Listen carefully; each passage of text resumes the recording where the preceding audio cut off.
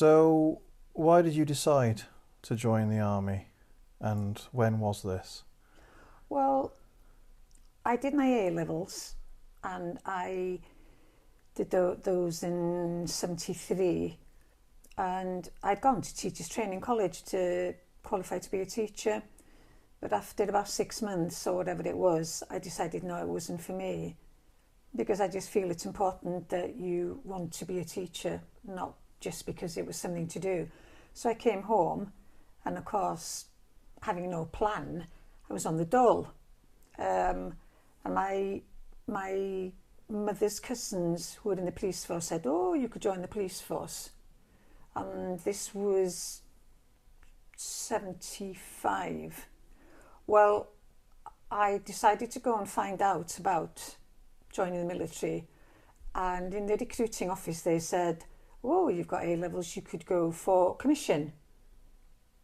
So I found myself on a commissioning board, which I thoroughly enjoyed, but I didn't get accepted. So they said, "Well, why don't you just join up anyway, and then you can go for the commissioning board when you're in the military." And then I thought, well, do you know what? It sounds like a good idea. And my sister's friend was home on leave, and she was in the military police. And I thought, oh yeah, I'm going to do this. And that's what I did. So this was in the July of 1975. And, well, two questions. So, why did you go for the army out of the three military services? And why the military police in particular? Well, I think because of what I just said about, my mother's family. There's a big tradition of police, civilian police, and I think I'd been on the dole, and to be honest, it was doing my head in being at home. And when I saw my sister's friend and I had a chat with her, and she was saying, she was in Berlin actually, and she was on leave, and I thought, oh, this sounds great, I can travel. I'd never considered the others, to be honest, the Air Force or anything else, because there was a recruiting office for the Army and the Air Force, in Bangor. But because of those things, I think it just happened that way. Those coincidences or those happenings came, and I thought, oh, do you know what? And I thought, well, I want to learn about life by experience. And I thought, well, this is going to give me experience. Maybe I'll be able to travel a bit. And that was it, really. No in-depth sort of, this is what I really want to do. Did you have to kind of take any tests or pass any interviews to get in? Yeah, you had to have, I think I went back twice, to be honest. It's a long time ago now, but I went back twice to the recruiting office and I did some tests and I had an interview. And then they kind of said, yeah. And then I went along and did the usual, did the oath type of thing or whatever it was. And they said, okay, well, you have to go and do your basic training before you go to do your military police training. Because if you're going back to 1975, the army for women was a different place. Now, obviously women are integrated into various regiments and that kind of thing. At that time, the WRAC, Women's Royal Army Corps, was something totally separate, and then you were seconded, sort of thing. So I wasn't in the military police per se with the men. We were called WRAC Provo. Yeah, so we were kind of there, but our ranking system, our progression system was completely separate from the men, which often created a bit of friction, because obviously the turnover for women was so much faster. You could be a sergeant in 4 or 5 years, whereas for a man, it was what they used to call dead man's boots. you might have to wait 9 years before you got to a sergeant or whatever. You know, going up the ranks was a longer process. Whereas obviously when they integrated everybody, women, I assumed, had to go into the ranking system with the men, which made it fairer from the men's point of view, I think. And why was it potentially faster progression for women? Was it because it was a smaller pool? Because it was a smaller pool, because women then, you know, they got married, they did 3 years. I mean, I signed on for 3 years with an option, but you signed on for 3 years, you did your 3 years. And to be honest, a lot of women generally going in would either get married and then they would just leave, you know, because it wasn't so easy then to, you could stay in when you were married, but, you know, to have children and still be serving, you know, I think there's more flexibility now in the forces generally than there was in my day. So you had to do basic training before you did military police training. Yeah, that was in Guildford. So can you take us through the basic training process back then?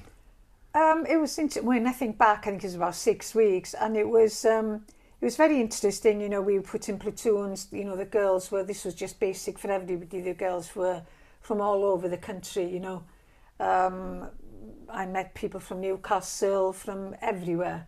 We were put into different platoons, and we just learned, you know, we were in dormitory settings, and we just learned how to make the beds, how to keep things clean. We were inspected, you know, the usual things you have to go through to learn discipline. We did drill, which I absolutely loved, and I still like watching it now, to be honest with you. I really, really loved it.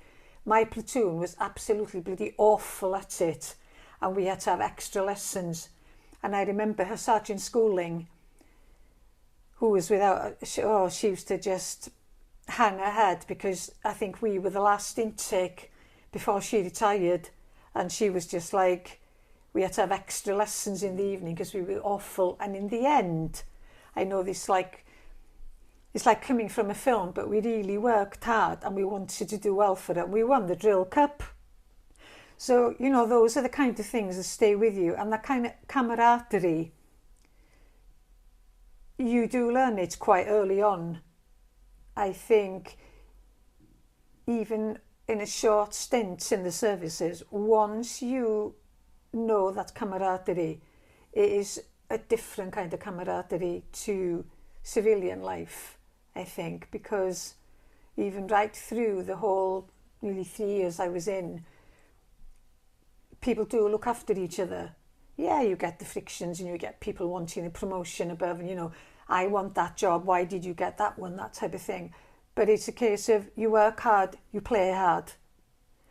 And the camaraderie was there, you know, and people were struggling with, you know, making the beds, or if they were struggling with doing whatever it was, you helped each other.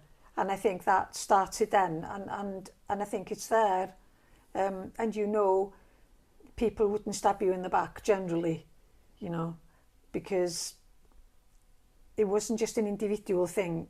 It wasn't just you doing well. Your platoon had to do well. And I think that instills that element of people working together right from the start. You didn't appreciate it then so much. But as the weeks went by, you knew that I might be good at drill. But if, I remember, I can see her now, she wasn't that very tall, and she had 2 left feet, and she stood out, and we all knew, I can't remember her name, we used to call her Wample, because she was quite squat, you know, and if we hadn't kind of helped her get her feet in the right order, we all suffered, you know. So it's that kind of, the platoon had to move together and had to work together as one in order for us all to look good. And so Guildford was where basic training took place. Was that specifically a training camp for the women, or were there men there as well? Or no. It's because I don't mean joint training. I mean the sense of the men were in one section and the women were in another section. It was just purely women. Was WRAC, Women's Royal Army Corps, just the women. That was just where the women trained. And you had all female instructors? Female instructors. There were some men around, I can remember it, but there was a sergeant and a corporal with every platoon to get you through, you know, what you had to do. And then what happened then is, you know, at the end of the 6 weeks, you know, you all knew what you were in for. So, you know, we knew as military police people we would be going off to Chichester. The girls who were going into signals would go somewhere else, and you know, they would go to Catterick or whatever, and everybody would, you know, would go to the different bases then to learn their trade, as it were. So the 6 weeks, I mean, again, were there any kind of,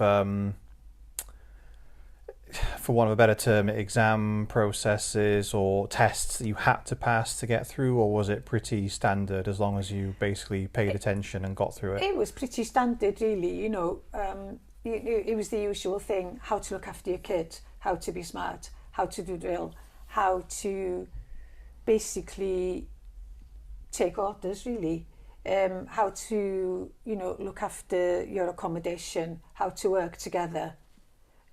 That is what basic training was all about, really, to take you away from, you are an individual, but once you join the forces, you're an individual, but you're also part of a bigger whole, and you have to understand that you don't have the, oh, do you know what, I don't fancy going in today. That doesn't compute, you know. That comes before you as an individual, and there were rules. And you had to learn, this is how it works. This is how you know, you salute people of this rank when you see them. This is how you do. Timekeeping, all those kind of things that you know. And some people did drop out. You could drop out. And some people said, you know what, this isn't for me. Because it was a way, it wasn't just a way for you to be assimilated, as it were, into the forces culture.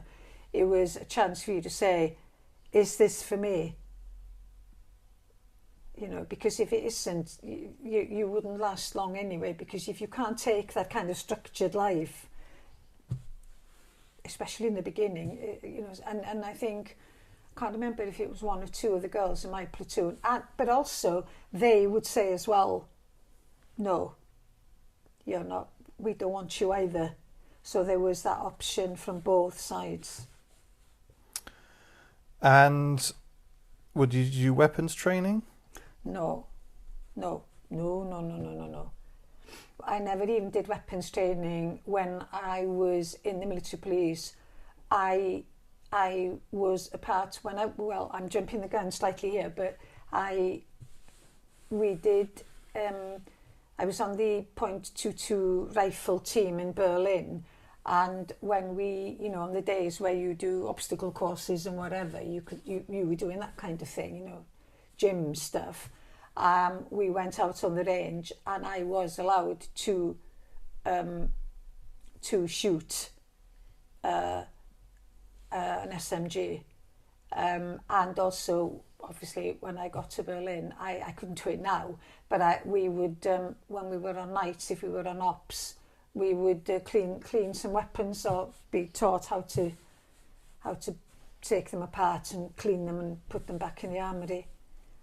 But no, weapons were a no-no for women then. All you had in Northern Ireland was a truncheon, and that was it. And was there institutional reason for that, or was it just sign of the sexism of the times? That was just the way things were then. Because, you know, you were just separated, like I say, you were seconded to the men's kind of side of things. Not that you were denigrated for that, it just was the way it was. There were many things I think have changed now, you know, attitudes to, you know, people being on a parity, people's sexuality, lots of different things have changed. From what they used to be, but it was just the way it was. You accepted it. You never thought about, do I want to carry it? We did talk about it, you know, especially in Northern Ireland, but I think then it was seen as, in a way, once you carry a weapon, you're a target.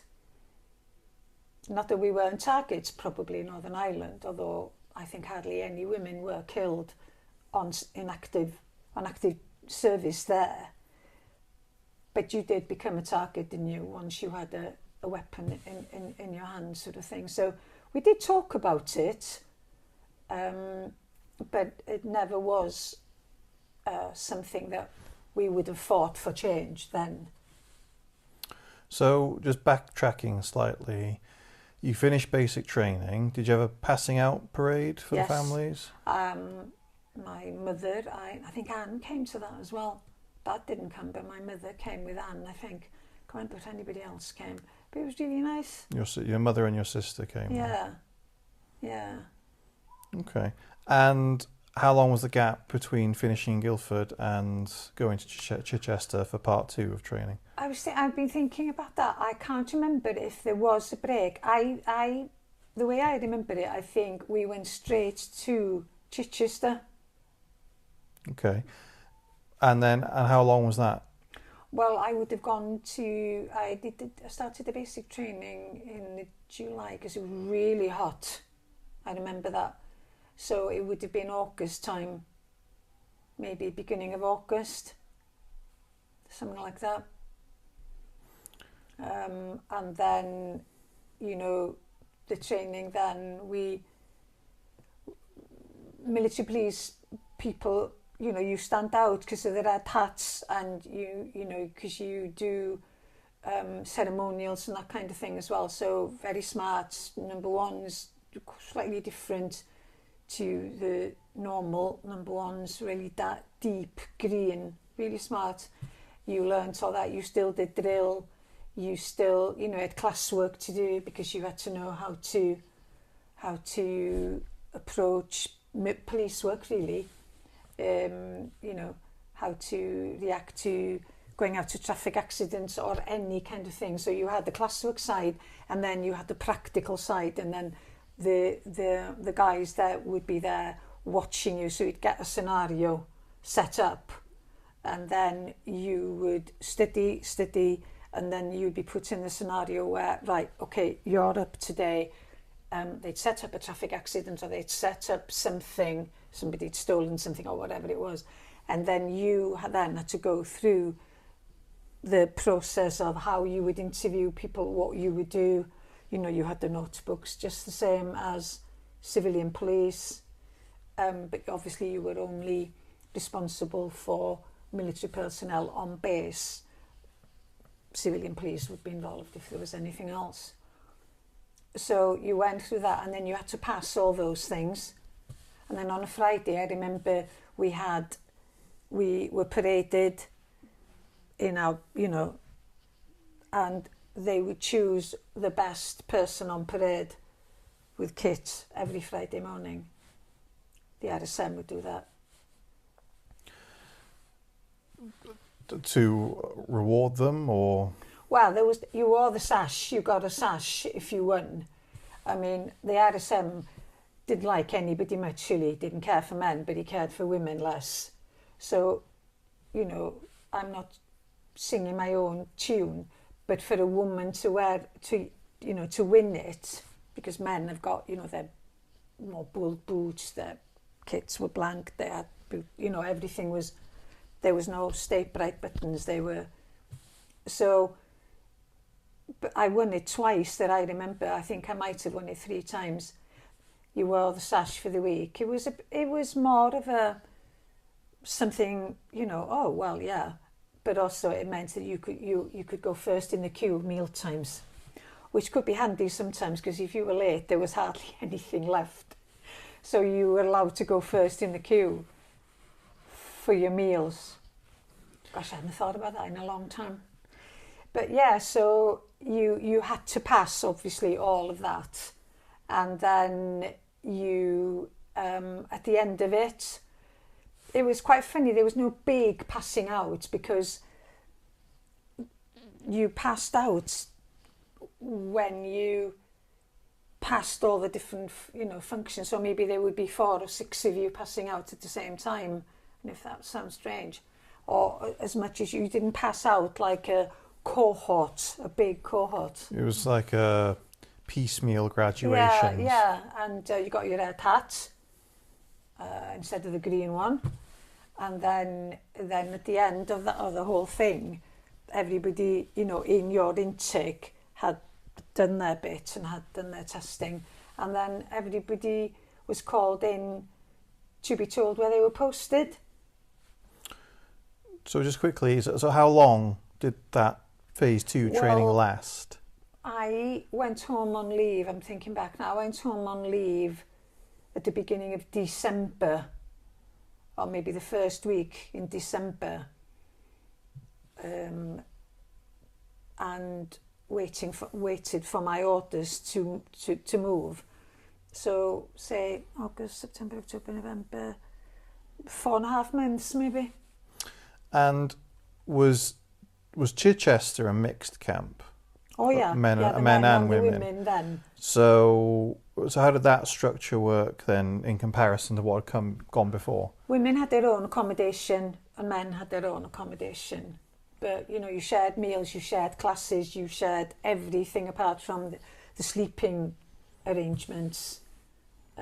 It wasn't, women and men never shared the same accommodation. And so effectively from phase 2 onwards, you were seconded from the WRAC. Yeah, we were then called WRAC Provo. Right. Okay. Yeah. And so you, for want of a better term, graduated from phase 2. Yeah. And where were you told you were going for your first posting? posting? I think everybody wanted to hang me really, because the people had been going in, and my closest friend, she'd got London District, and people were getting Catterick and all kinds of, maybe a couple of Germanys, and I went in and I came out and they're all saying, where did you get? And I said, Berlin, which was it was known as a cream posting. And the reason I got it, I think, was because obviously they knew I was up for another commissioning panel. So it was, you know, one of those places where you did get ceremonials and you got that kind of thing, I think. And I went home on leave, waited for them to call me. My father said, oh, they won't call you before Christmas. And then my orders came through. I was flying out to Berlin on the 17th of December. And off I went. We lived in the Olympic Stadium in Berlin. Very nice too, West just Berlin. Off the Olympic Stadium. West Berlin as was. Yeah, as was. I don't know any other Berlin. I haven't been back, but it was quite a unique place. So obviously it was quite cold when I got there. And I remember, I think I'd only been there 2 days, and I was on nights with, I remember Graham, he was ex-Paras. We were on nights together, and we were called to the NAFI. And I thought, we went upstairs, and this has just come to my mind, I'd forgotten about it, and there were like double doors you opened out with glass, and all I could see was this chair flying at the glass, and I'm thinking, oh, hellfire. My first night duty in Berlin, and they were just, I don't know what it was really, I can't remember who the regiments were. I think it was, and somebody, I don't know, called somebody a whatever, I don't know, and then they started fighting, and then it was just chaos. And the sergeant who did night ops, he had this most fantastic Alsatian. We just couldn't do anything with him. They were just fighting all the place, rebel. And he was called in with him and quietened them like that. Absolutely, when rebel went in, they just, you know, he got them sorted. And I thought, oh God. But that was my first night duty. But baptism of fire. What rank were you at this time? You were a Lance Corporal, straight off. And then I did, because then I knew there was no choice, obviously. Then, of course, Northern Ireland was on the go. So we knew our first posting was only going to be 6 months. And then you would be going to Northern Ireland. That was it. A year, possibly 18 months for the military police, provoke women. Whereas other WRAC women, they could volunteer to go to Northern Ireland, but they didn't have to stay so long. They volunteered, we didn't, we had to go. So I did 6 months in Berlin, which wasn't a long time really, but it was enough just to get a flavour of Berlin. Not necessarily so much of the military police, funnily enough. I did ceremonials, and we had to do shifts on Checkpoint Charlie, Checkpoint Bravo.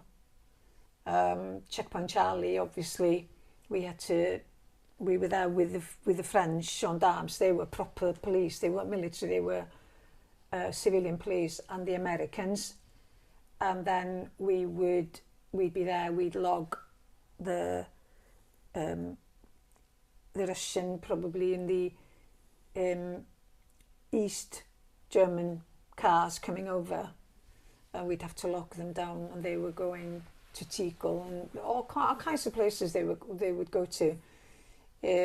So we'd lock them and do that kind of thing. It was quieter there. Whereas Checkpoint Bravo, that was where cars went down the zone, or trucks or military or whatever. Yeah, there was that long road and train tracks, wasn't there? That zone that took you between Berlin and, through, in a way, East Germany, isn't it, to West the west. Germany. And everything had to be right there. There were 2 checkpoints between Berlin, then Bravo, and there were 2 other checkpoints till you got to the other side.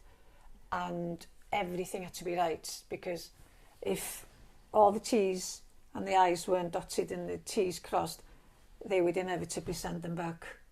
So every piece of paper had to be spot on, And of course, sometimes they'd get lost and you had to send people out to... But there was a route you took. I mean, I did it once when I went to do Northern Ireland training with one of the regiments. We were called down the zone to West Germany. I did 2 weeks, volunteered to do 2 weeks there.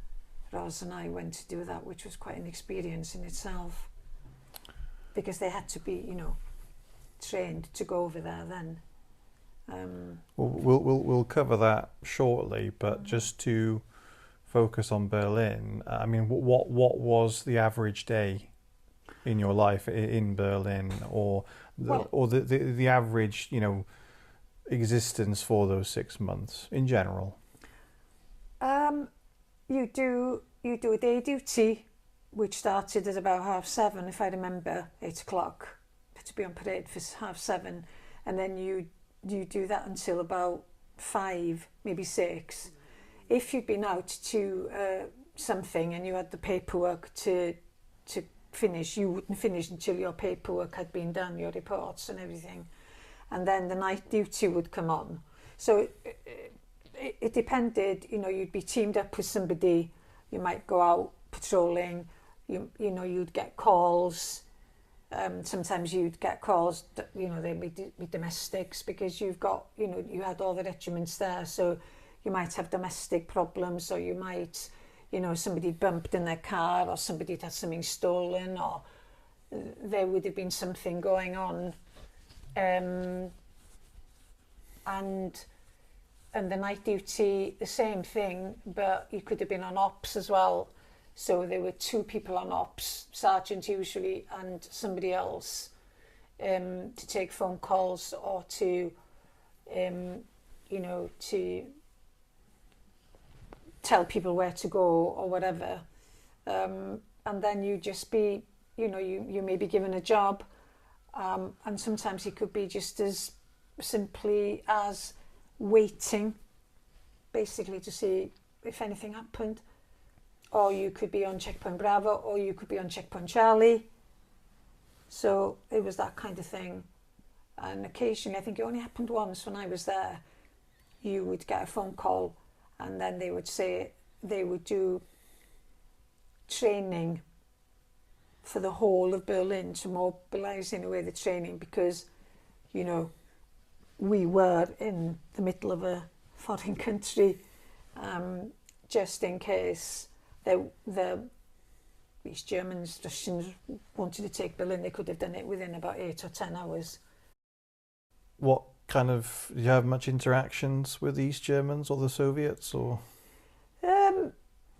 No, really. I mean, when you had things like May Day parades, or, you know, sometimes, you know, especially when they had all these parades, and then especially in Checkpoint Charlie, they would bring their tanks or whatever right up to and then we would be on our side, and there'd be all this kind of stuff going on, and all this, and then they'd all go off. But you could go into East Berlin. You had to have permission, of course, and you had to be in uniform, so you stuck out like a sore thumb, really. And I remember once going out in the Land Rover to do a check, because the guys used to carry weapons, and then they used to patrol the wire, because you had the wall and you had the wire in the kind of in the areas where you didn't have the wall. There was this wire, and I remember once going out with Jock with Rebel on one of the night's ops, when I was on ops with him, and we went out, and he took me somewhere, I can't remember what it was, and out of this kind of gloom came this huge person with 2 massive dogs. And it was a lady,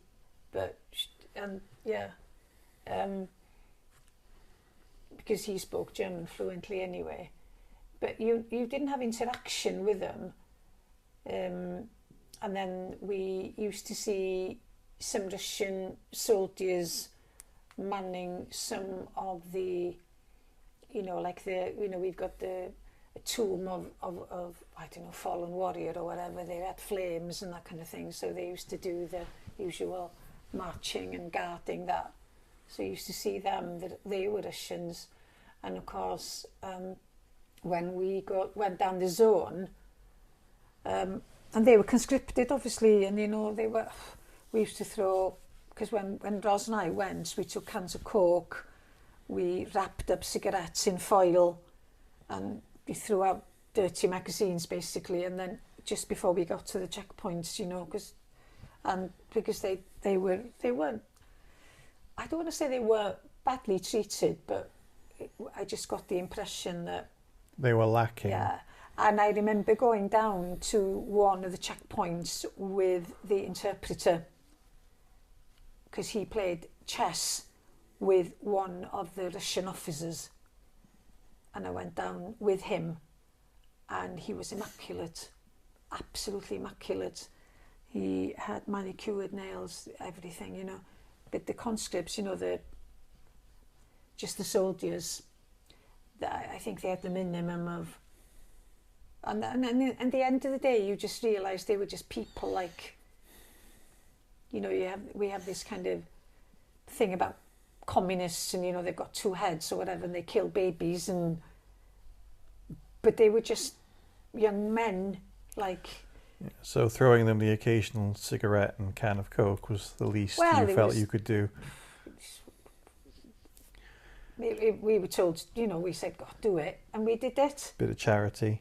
But what they used to do as well, I mean, some of the guys had, you know, they'd go down and then they would trade different things that these guys wanted for a cap badge or a, you know, or some kind of military memorabilia from their side.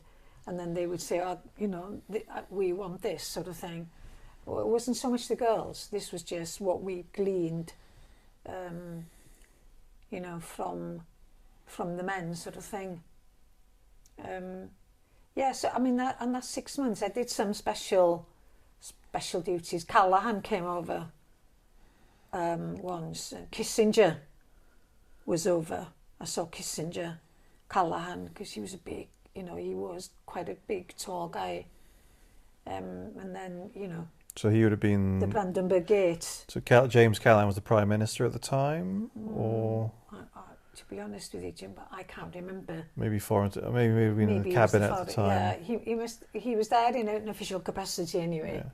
And every time somebody like that came, we'd all be trogged out to open doors. And I'm just remembering that Rudolf Hess was still in prison then.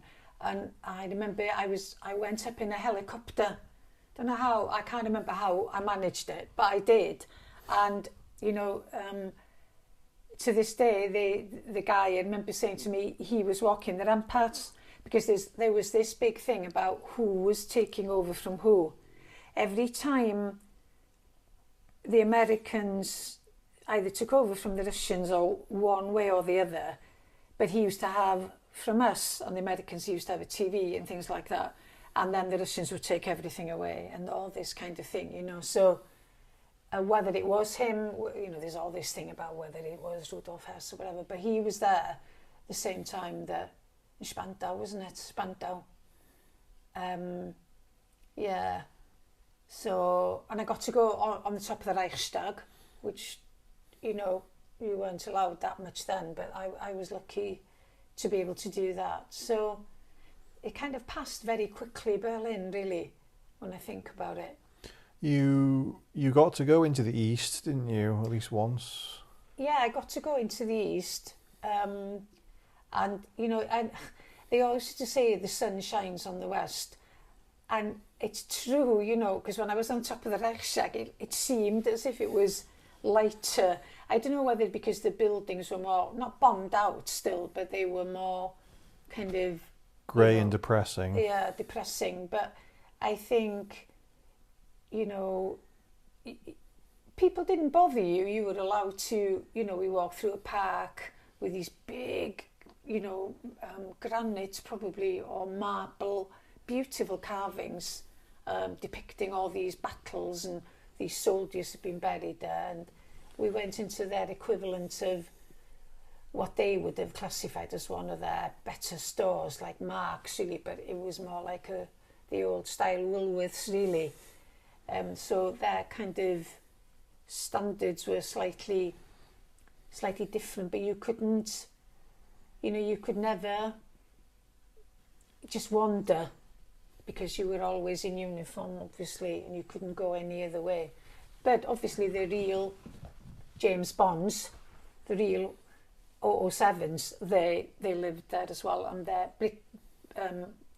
bricksmiths, the Brigade HQ, was in the Olympic Stadium as well, and that's where they used to come and go. What was the accommodation like at the stadium? It was good. We were in a room of... Because when you say you lived in the Olympic Stadium, are you talking about structures that had been built inside the bowl or actually in the stadium? Outside, not actually in the stadium itself. Not in the oval stadium, just outside. We lived in the accommodation there. There was the usual, that's where our everything to do with the military police section was. The ops room, the armoury, all the accommodation. And I was in a room that you could share with 4 girls. And they were in, the corporals then. I was a lance corporal. The corporals then were in separate rooms, and then you had the mess, and then you had the mess was upstairs, what we classified as mess, where we all drank and had not where you ate as such. And there were 4 of us, but in my time there was only maximum 3 of us sharing a room. It was accommodation was fine. It was okay, and that was the most I'd had to share with. And then because when I got to Northern Ireland, it was different. So, what were some of the more memorable events in West Berlin that involved you and military policing? I think really what struck me more than anything, first off, was the fact that prostitution is legal there. You know, because you could just see them standing on the street. And, you know, on many occasions we'd have to go into brothels and save maybe some of the younger soldiers. I really never wanted to go in. I think Graham, he made it his job to try and get me in. That was one of the things he wanted to do, to get me into a brothel. Anyway, I had to eventually go in because one of the young soldiers had gone missing, and, you know, the young lads had clubbed together as they do to get him an experience. And I think one of the minders had stolen his wallet, and we had to go in the end. And we used to wear our peak caps so low, and I'm so glad. And my face was as red, I think, as my hat, because the girls hardly had anything on, and there were porno films all over the ceiling, on the walls. I mean, you just couldn't get away from it. It was an experience. It was a life's lesson, put it that way. Another time we were called into one of the barracks where a radio, I think it was a radio or one of these, you know, the old cassette players, had been stolen. And anyway, we got there and my colleague started talking, and then we said, oh, well, the best thing to do, because we're here, is to search and not give them any warning.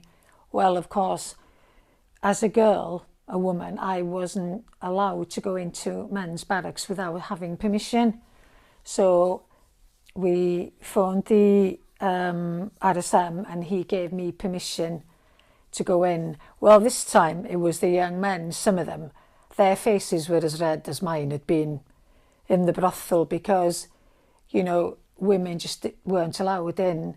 And I mean, you know, on every locker door there were naked women everywhere, you know, little posters and drawerfuls of condoms. And you see the look on their faces. And as I said to them, well, at least you've got some and I hope you're using them. Anyway, we decided we'd do a search, and then there were, you know, the regimental police were with us. So we said, right, open your lockers, open your wardrobes. And there's one young lad, he had a suitcase, an army suitcase at the bottom of his wardrobe. And they had had an inspection, I think, or they were just about to have one. And I opened this suitcase, and honestly, the stench was terrible. And there was these maggots crawling all over the carcass of this chicken. They must have had either they, you know, these cooked chickens. It was in his suitcase, and yeah, and so there was hell to pay for that one. Yeah, so that was another memorable one. Oh, and one of the things we like to do when, naughty really, but when things were a bit slow on night duty, we used to like to sit outside officers' messes.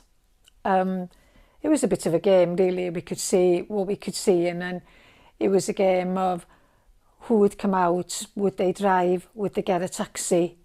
Anyway, this one time, this guy came out and got in his car, and we thought, right, bingo, here we go.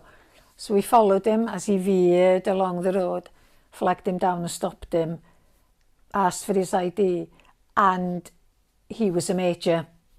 So there are protocols. So we had to phone into the ops room and get the permission of the commanding officer to whoever was on duty that night for us to be able to breathalyse him. And he said, no, you can't do that to me. And I said, yes, we can. Blow in the bag. And that was the end of that one. So yeah, we had our little things that we had like to do to pass away the hours. But I must admit, you know, from a personal point of view, when we did find them drunk, sometimes sitting on benches, absolutely out of it, I used to just give them a lift home, really, you know, and leave them with the regimental police and say, look, keep an eye on them. Because just before I arrived, there was a young lad, he was so pissed, basically. He died, he passed away because he choked on his own vomit, and there was nobody with him. So it was important, really, that, you know, they're young and they have these experiences. So it is important to make sure that they go home back to barracks, you know, rather than charging them for being drunk and disorderly. I used to just drop them off and ask them to take care of them. So Berlin basically came to a close. I mean, what, you know, just take us through your finishing at Berlin and then moving on to the next posting. Okay, so I finished in Berlin which would have been my 6 months, in July. I think I had 1976? July of 76. And then Northern Ireland, well, yeah, got to Belfast. So just before we do that, didn't you say that while you were in Berlin, you volunteered for 2 weeks helping out with training? Yeah, the regiments, because the regiments, they had to prepare the regiments to go to Northern Ireland. And we went, Ros and I went, because what they had what they call tin cities. And then you volunteered your time, and then you lived there for 2 weeks. And then they had it was like a set from, they were just, some of the buildings actually were buildings, but most of them were just the fronts of, you know, of a town or a village or town in Northern Ireland. So cameras everywhere. And then they would set up a scenario. And what they were doing, they wanted to prepare them to do the right thing. But there were, like in anything else, you would get loose cannons. And there were some people they would never send over there. So you had to see where so they would say to you, right, this is what's happening today. You know, there'll be a patrol coming up the streets and we want you to be out there, you know, shouting at them and then, you know, give them a bit of stick. And they wanted to see how they would react to you, because they weren't supposed to search women. That's why they had women military over there. So they wanted to see how they would react. And I nearly got my arm broken by one of them, because, you know, it wasn't easy, because I don't find that confrontational thing easy to do, but I did the usual thing with this guy who... You were deliberately looking to provoke as part part of the training. We were looking to provoke, because that is what they would get over there. So basically, you know, we were provoking them and we were saying, you know, their mother's a horse, basically, that kind of thing. Oh, your mother's selling it down wherever you live and all that kind of thing. Whoosh! And he reacted. And so they needed to... And then maybe one day, I mean, it was really scary. It kind of prepared me a little bit for Ireland as well. Well orchestrated. And the regiment part there, he was fantastic. That he was like the kind of, you know, the priest and whatever. It was amazing. And they got us all and they briefed us, and it was a funeral. There was coffin and everything, and you know, and then we were supposed to turn it into a riot to see how they would react. And I tell you, it's amazing how play acting can turn very, very quickly into something else. And not play acting, because it can be so real. Yeah. What, on the part of the part of both sides, really. Yeah. And the you get carried away with the moment. Yeah. Is that when you almost got your arm broken? No, that I nearly got my arm twisted. I twisted my arm, actually. The medics looked at me. I just got bruised when I was bad mouthing his mother. Because, you know, I suppose really, I don't know if it's true today, but it's one of the weak spots men have, isn't it? Well, yeah. So anyway, well, you'd done a little bit of prep at that point, but it was your turn finally to go to Northern Ireland. Finally, and I don't speak about Northern Ireland very often, not because of anything ultra horrific or anything. It's just, it's talking about it now, and I can see why old soldiers, my own father, didn't like talking about their experiences. in the military during the war or anything else, because you feel so detached talking about it. It just doesn't seem real somehow when you talk about it. And in very few times I take Dickens's quote, it was the best of times, it was the worst of times. It was the best of times again for that pure camaraderie, fantastic people I met. Irish people, both sides to a certain extent, although you didn't expect to be welcomed with open arms by the Catholic population. You know, you could see, if you're a thinking person, you could see there were people who had friends on both sides. It wasn't just complete divide. Obviously you were accepted more by the Protestant population, but you were taught things, you know, little things like, you know, never accept tea because, or anything like that, or any drinks because there may be ground glass in it. You were taught about how to enter buildings, just in case, you know, you were taught the smell of different things. You were, and so I worked with lots of regiments there. Some were great, most were great, some were not. And Portadown, where we went after Belfast, was a lovely camp. It was really lovely. And Portadown was a kind of a safe place, so you could go in 2s and 4s on a Saturday just to get that bit of normality, you know, shopping and going for a coffee or something like that. But it was a lovely camp, and everybody, you know, got on, and yeah, you got that play hard, work hard ethic, and we did play hard as well. So yeah, and you know, by then I celebrated my 21st birthday in Berlin, and I had a platoon of girls with my still friend, who was nearly 3 years younger than me.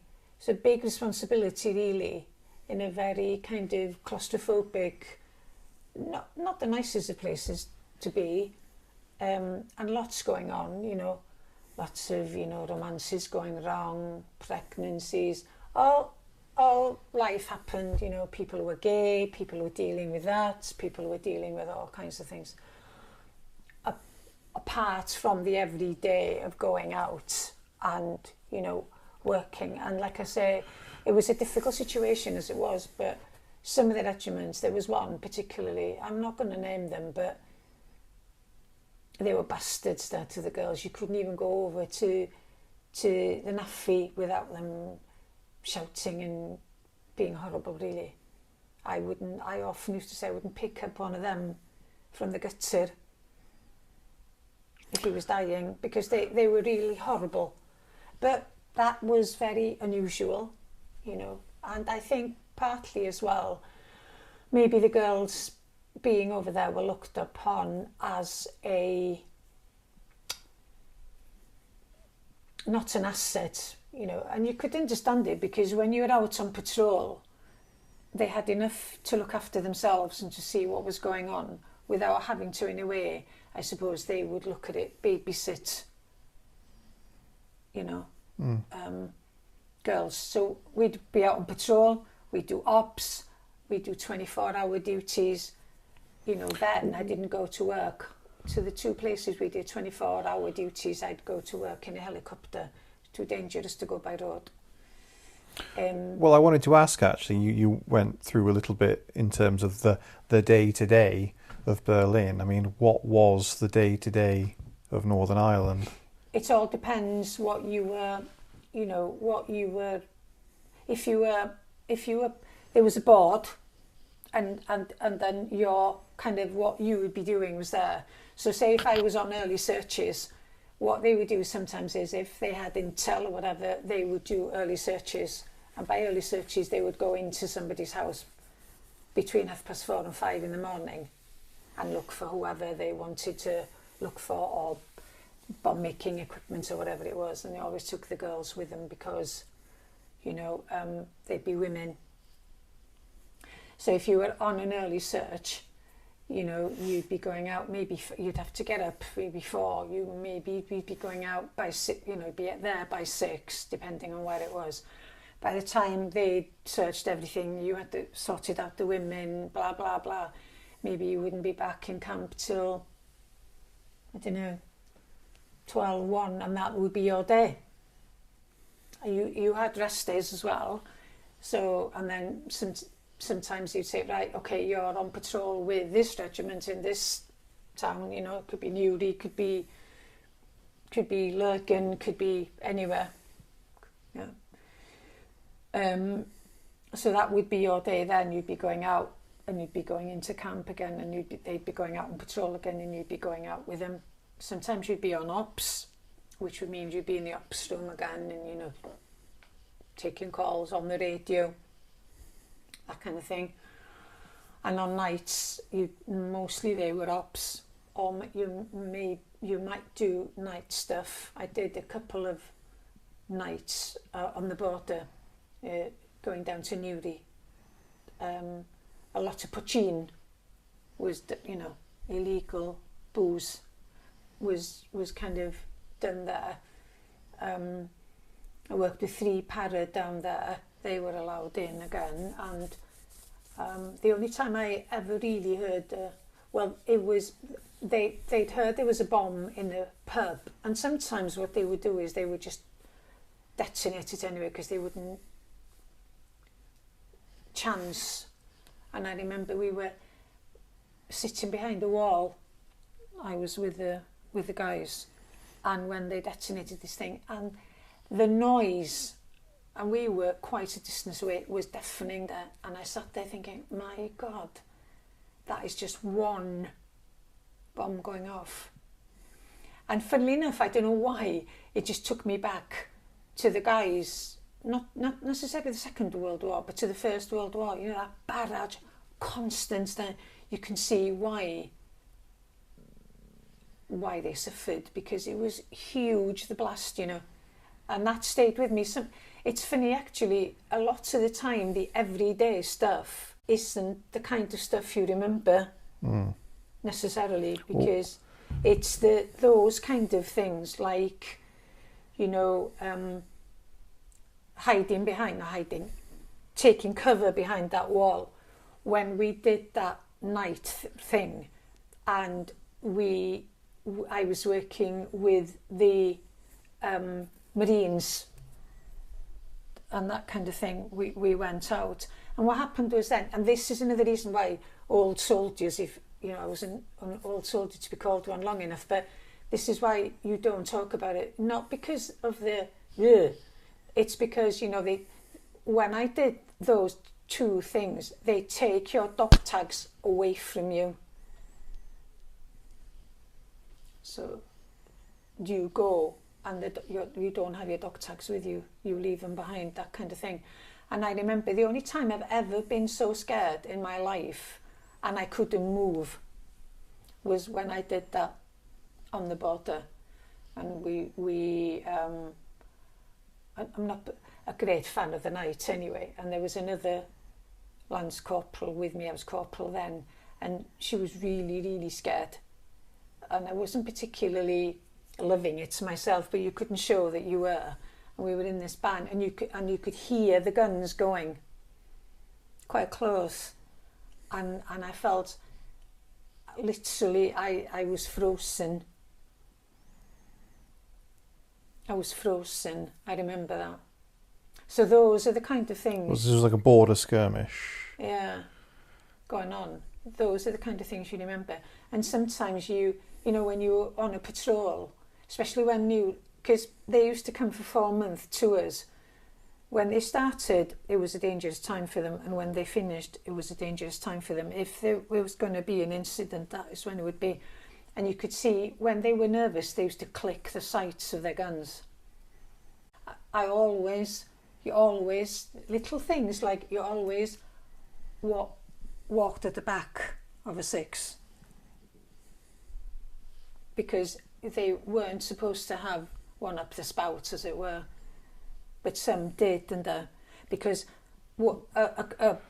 they had bullets ready to go, because they had, when they came back to camp, there was this, by the gates, there was always a big sandpit, and it was a big thing that you had to make sure that all the ammunition that you went out with, you know, and they checked as the men came in to make sure that, yeah, it was the same coming back as it was going out. And they didn't have them, and that did happen sometimes. And if you had an accidental discharge of a bullet into, you know, when you came in, the fine was astronomical. I think it was something, even then, I could be wrong, but in my memory I feel it was about £100 and £50 for a round. Which was a lot in 1976. Because it was very, very, you know, because there had been accidents and somebody in the back of a 6.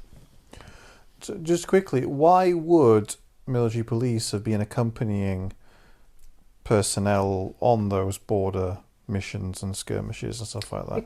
Because the military police were there to still police the military anyway, but the women were there. You must remember, it wasn't just the girl that was on that ops with me that she was scared.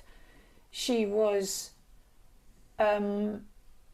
WRAC, yeah, and I remember when we did that, because she went with another 6 and I was with, and I remember the guy saying to me, and this is how, this sounds very kind of gung-ho, and this is why you don't like to talk about it, because it makes you sound like, they took my dog tags away, and basically, when you used to travel, we used to travel in, when we used to go to work every day, used to travel in vans. Yeah, you used to have your uniform, your flak jacket, and you used to have a jumper or whatever, or a coat. The things you were most scared of was being stopped by an illegal VCP, vehicle checkpoint. That was the biggest fear, really. Because, you know, they weren't kind to their own, let alone to the military that was there. So you were always fearful of that. That's why we were always flown into the 24-hour ops. And we were flown in the beginning of when we did this op. I did this op with them. And then by car. And basically what they were saying was they took your dog tags away and they just said to you, in a way, if we are stopped, it's not going to be great. So they would rather sort you out than let them sort you out. Okay. And so how long were you in Northern Ireland for? 18 months. Long time. It is a long time. I think because I was getting married, and I stayed a bit longer. It's usually 15 months, but because I was coming out anyway, then I stayed. And right at the end, I did ops a lot for those kind of the last kind of 3 months. But yeah, it was. Everything was kind of intense, and yet, you know, we had laughs there, we had good times. Yeah, there was a lot. Like I say, it was the best of times, it was the worst of times, and then we made some really lovely friends over there, as you do. I was thrown down the stairs by one old granny, and I did feel sorry because when there was a couple of times, and I remember I worked at the Black Watch for that one. The RSM was out with us, and the Black Watch there, they didn't put a foot wrong, the guys there. I mean, these were guys from really poor places in Scotland, you know, they'd bloody knife you for you, whatever, but they were so well, they were well behaved because they were fearful of, you know, they never swore, nothing like that, you know.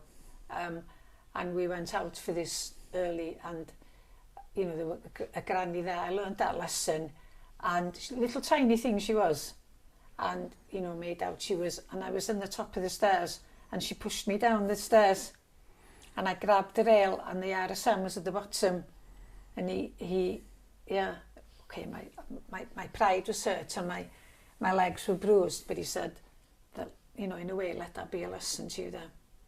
But when we did 24-hour ops, we stayed in the sergeant's messes, which was really good. And they always made sure I had a pint of fresh milk, because I hate carnation milk. So every time the food was sent with us, they always made sure there was a pint of milk, because I couldn't take tea or coffee any other way. So, you know, you learn a lot about life, and I'm glad I had the experience, because you see people in all their finer moments, and, you know, and women are worse than men, I think. That women can be vicious, they could be vicious. But, yeah, so, you know, nothing really surprises me, but it was an experience to be had. And I was scared a lot of the time. Only when you, funnily enough, after you left it, because while you were living it, it's different, isn't it? But we had some laughs, you know, and we had, we had some laughs. It was good. And then, because we moved from Portadown, that was the worst thing. Portadown was taken over, so we had to move out, and we had to go to Armagh, and that was the worst thing. Armagh was an open camp. It was more in the territory that wasn't so good for us. We weren't allowed out. You couldn't go out of camp at all on a weekend or anything, so you were stuck in the camp, because it was too dangerous with a little day. You weren't allowed out, and it was a very open sort of camp, you know, whereas Portadown was more, it was like a Butlins camp sort of thing. It was just more homely somehow. Yeah. Whereas Armagh was just so open, and yeah, and we didn't like it there. It was really difficult to keep morale high. So you served 18 months in Northern Ireland, and then you knew that you were going to be leaving the army when you finished your tour. And that was in December of 1977. So you would have done the best part of 2.5 years? 2.5 years it was in the end, yeah. Yeah, and they were happy with you leaving a bit earlier than your 3? No, because then I was leaving on marriage, wasn't I? Oh, so, of course. Yeah. Yeah. And what was the process? What was the process of those final days? Then you finished in Northern Ireland, and like, or you were winding down in Northern Ireland. What happened? What was that process from? Yeah, I was winding down, and then, you know, you just carried on until the very last day, to a certain extent, maybe 2 or 3 days before, you'd hand all your kit in, and then, you know, you got your warrants for travelling, and then you got your little book, you know, to show your service and the comments that. Did you just hand everything in Northern Ireland and were released, or you came back to the UK for demobbing? Was handed over there. Oh, okay, so you demobbed, as it were, in Northern Ireland. Yeah, because, like I said, the girls had flak jackets, and we carried truncheons, but we weren't allowed to wear trousers there. We still wore skirts, yeah. And I remember being on the. I remember doing checkpoints. That's one of the things we had to do as well, as a part of working with the regiment. You went, travelled in the back of an armoured car, then you went down the road for 5 miles. Everyone hopped out, did a checkpoint, stopped cars, did whatever. I was so cold. I was so close to it. That's why I hate the cold even now. I couldn't feel my feet by the end of the day. The only time I ever wore trousers, I wore combats when I did VCPs in a Wessex in a helicopter with the parachute regiment. And war combats for that. And so you finished your army service, and that was it. And that was it. And then into civilian life, which was kind of difficult in a way, because you'd been, again, going back to this business about camaraderie and kinship and being a part of something bigger. You know, had all these people around you, and then they weren't there anymore, sort of thing, you know. So you can imagine what some people who've been in 12 years, 15, 20 years, how difficult it is for them to come out. So two questions in closing. What are your most abiding memory of West Berlin and Northern Ireland? The main takeaway memory from each place. Oh, my takeaway memory from Berlin, funnily enough, was not the military side of it as such. It was just that whole being there in a historic context, in a way. You know, when the zones were still, when the Americans were there, the French were there, the British were there, you had all this miasma of everything going on. And, you know, you had that wall up and you had all that kind of thing going on, and you had, you know, that whole being a part of something that is now a part of history. Well, because you've never been back to... I haven't been back, no. So in your mind, it's still... You only have memories of... I only have, you know, that is my memory, isn't it, of Berlin. And Northern Ireland...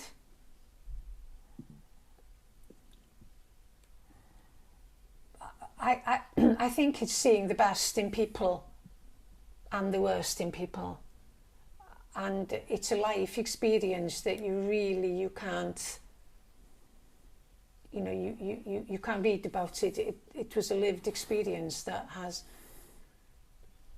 coloured, I suppose, my attitude to the way I see conflict and the way I see how people interact with each other. You know, on all levels, on a political level there, on an everyday level as being a part of that family of, in the military, as, you know, yeah. And final question, what was your main takeaway of the experience of being a military policewoman at that time? Do you find that you were granted the same level of respect, or the fact that irrespective of you being a corporal and wearing a red cap, the fact that your sex counted against you in any way or for you, or did it make no difference at all? I never felt that, I have to confess. I never felt it. Never felt that kind of disparity. I suppose... For me, the only disparity that I didn't like was the attitude towards, from a woman's point of view, a lesbian military police people. Yes, I'm well aware that there are some people who would be more forceful, maybe, and I don't agree with that at all. But, you know, there were career, dedicated women, you know, really dedicated women who were, I wouldn't say hounded out, but they had to leave when they were found out, and they were actively looking for, you know, like I said to you, you know, I've said to many people, this one incident stands out in my mind. How they find out, I don't know.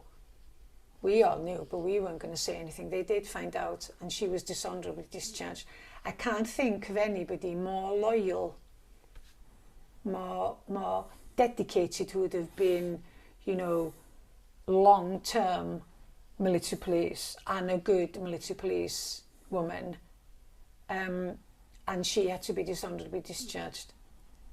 You could see that because she laid her kit out on the bed, and I was the one, unfortunately for me, that had to sign everything off. It was immaculate. Absolutely immaculate. So, if things have changed in that respect, but personally, I think it's an attitude anyway. I try and think of everybody as a person before they're as sex. And I could sympathise with the men who felt, I'm having to wait and then you're a sergeant and whatever. But I think, you have to just look at people as people first. And I've tried to do that. And, my father used to say, you don't expect respect, you earn it. And that's what I try to do working with men and women. You earn the respect from anybody.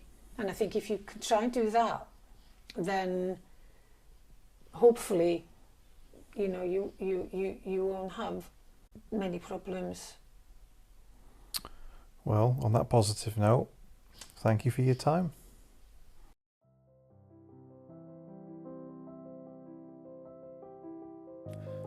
Thanks for listening, and we hope you enjoyed this interview. If you did, please leave a comment below and like and subscribe to support more veteran-produced content. We've got more interviews like this being released over the coming weeks and months, along with other military and historical documentaries. So stay tuned and catch you soon. Thanks again.